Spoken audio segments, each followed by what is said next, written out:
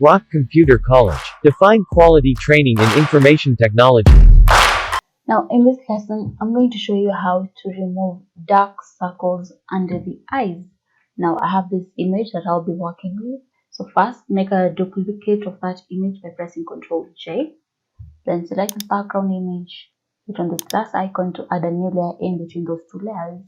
So I'll select the first, the topmost image, come to filter, then convert for smart filters to make it into a smart object.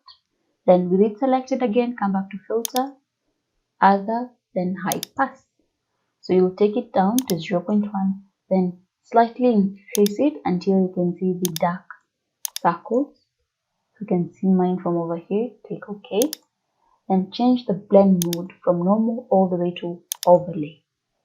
Then hold down Alt on your keyboard and press the line and click on the line between these two layers like that. Then select this layer, pick the eyedropper tool, select an area of the skin that's bright. So I'll select that.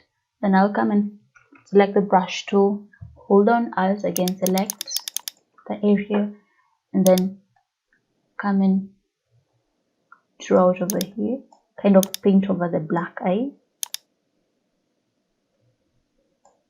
Now if yours is too much, remember to reduce the flow from 100%. Right now I'm working at 9%, so you can reduce it or increase it according to your image. And you can already start seeing the difference between this eye and this one.